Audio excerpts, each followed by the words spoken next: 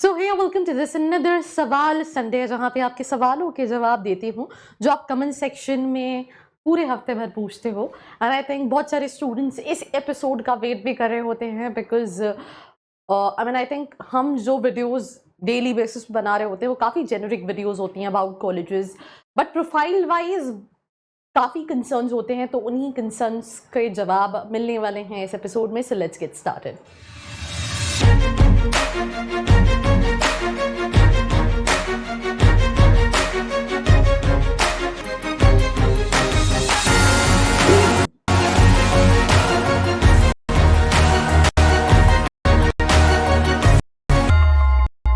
So I hope you guys are doing good because I am doing absolutely superb. And we'll start with the first question of Sawal Sunday. And the question is from Vidhi. Question is कि IBS Mumbai और UBS Mumbai में से कौन सा better है? She's having offer letter from both the colleges. Please reply. I think जब दो colleges के बीच में confusion होता है, because मुझे यहाँ पे एक आपका नाम दिख रहा है, मैं आपको कुछ points बता देती हूँ जिसके basis पे आपको decide करना है, right? आई थिंक अगर हम IBS मुंबई की बात करें तो PGPM ऑफर करता है which is a certificate course, because PGPM के लिए कोई AICTE अप्रूवल नहीं चाहिए होता है। वेयर इज अगर हम UBS की बात करें तो UBS PGDM करता है, इवन ग्लोबल MBA भी करता है, MBA फ्रॉम कार्डिफ। तो ऐसे बहुत सारे ऑप्शंस हैं, तो डिपेंडिंग अपॉन आप कौन सा कोर्स को ऑप्ट कर रहे हो। दूसरी चीज़ अगर हम सीट इनटेक की बात करें तो आई थिंक IBS की सीट्स जो हैं वो 3 टाइम्स, और इस साल मैंने अभी रिसेंटली जब वीडियो बनाया था तो स्टूडेंट्स वर सेइंग कि हो सकता है 1500 हो जाए।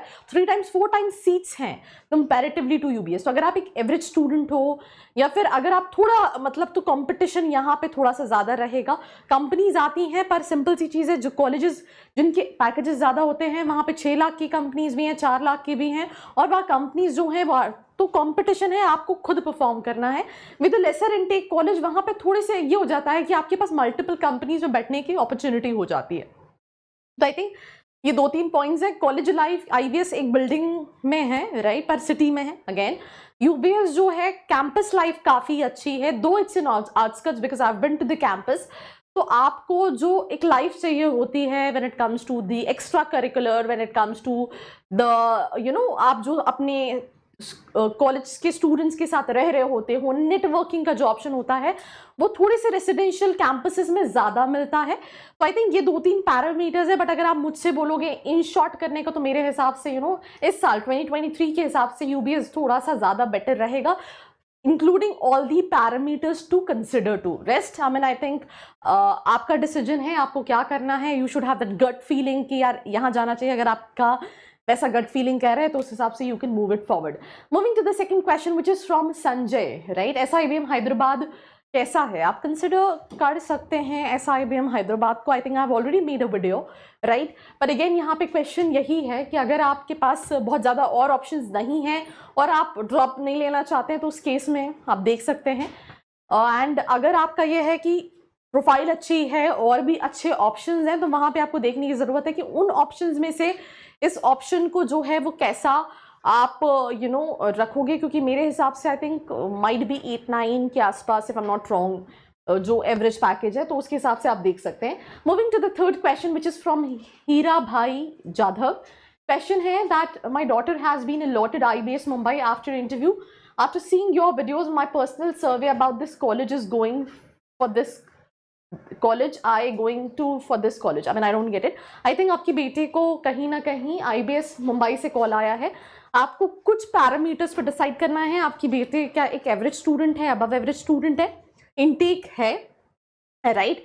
एंड तो आई थिंक अगर आप इनटेक को लेके बहुत ज़्यादा आपका कंसर्न नहीं है 1000 बच्चों में कम्पीट या 1500 बच्चों में कम्पीट करने का, तो उस केस में आप 7-8 लाख की एवरेज पैकेज है, ROI है, पर PGPM करा रहा है। तो ये कुछ ऐसी चीज़ है जिसपे आपको देखना है। और ऑल्सो मेरा सजेशन है कि आप ये देखें कि कौन से स्पेशलाइजेशन के लिए आपकी बेटी जा रही है। बिकॉज अगर आप मार्केटिंग देखेंगे अपॉर्चुनिटी है, फिनेंस भी ठीक है, HR के लिए अगेन रोल्स कम, तो थोड़ा सा ये सारी चीज़ों के बेसिस पे डिसीजन लेना। अगर आपको लग रहा है कि आपको कोई मेरी हेल्प चाहिए तो नीचे एक फॉर्म का लिंक भी दिया है जिसको फिल करके आप डिटेल्स ले सकते हैं। With this moving to the fourth question which is from Shiv Sahitya, is IMI Bhubaneswar is worth joining?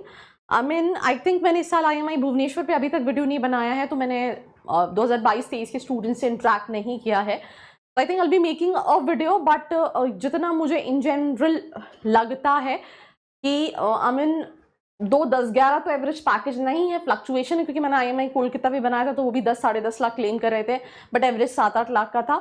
पर आई मीन आई थिंक अगर आप 11 क्लेम कर रहे हैं और 8 लाख भी लेके चल रहे हैं और उससे आप सेटिस्फाइड है, बिकॉज फीस कम है IMI भुवनेश्वर की, तो उस केस में आप देख सकते हैं।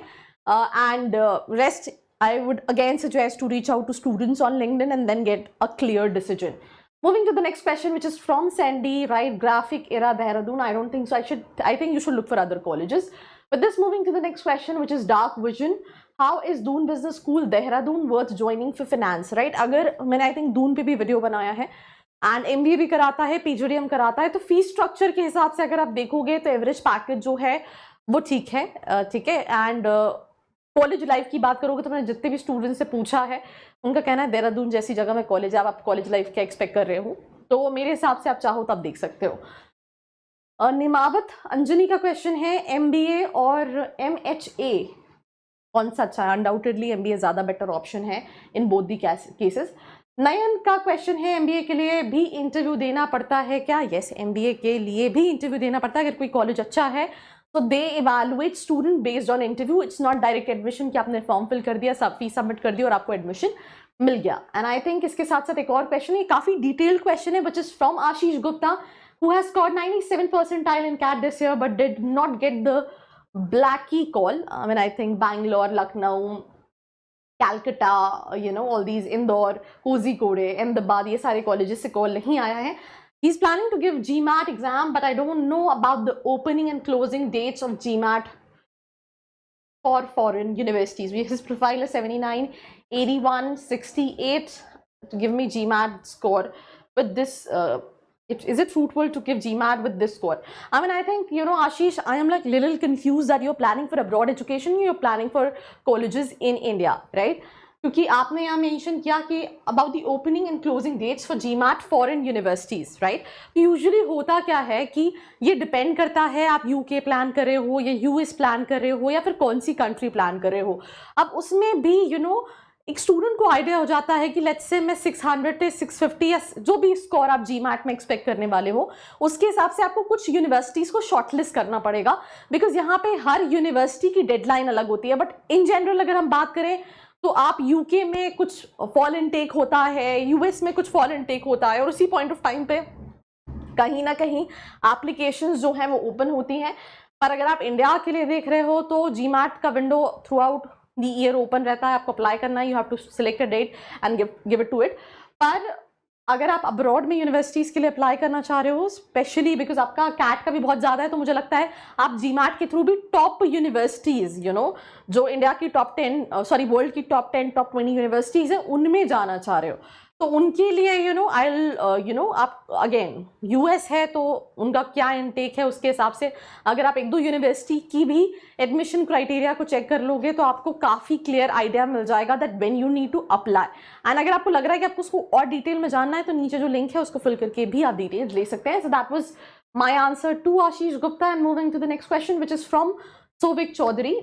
देखो यहाँ पे हम काफ़ी सारे क्वेश्चन पिक करते हैं, जवाब देते हैं, पर अगेन मैं आई थिंक हर वीडियो में यही कहते आती हूँ कि profile is not only your 10th 12th and graduation, profile is how good you are with your comms, how किस तरह का प्रोफाइल रहा, you was into extra curricular activities, why you want to do MBA, I mean what is your motive for MBA। तो ये जब कुछ questions आप बच्चे से पूछते तो आपको समझ में आ जाता है ये किस कैटेगरी में लाई कर रहा है। तो उसके हिसाब से जैसे फॉर एग्जाम्पल अभी हमने कुछ स्लाइड्स पहले एक क्वेश्चन देखा जहाँ पे एक पेरेंट्स पूछ रहे थे मेरी बेटी के लिए, अब let's say she is an average student in terms of academics अच्छा है बट उसे ऐसा कॉलेज चाहिए जो उसकी सॉफ्ट स्किल्स पे ज़्यादा काम करे, तो विद कॉलेज जिसका इनटेक बहुत ज़्यादा है वहाँ पे ये थोड़ा सा इशू हो जाता है। तो ऐसे कई सारे पैरामीटर्स होते हैं जो बहुत इंपॉर्टेंट रोल प्ले करते हैं at the time of making a final call for any B schools out there.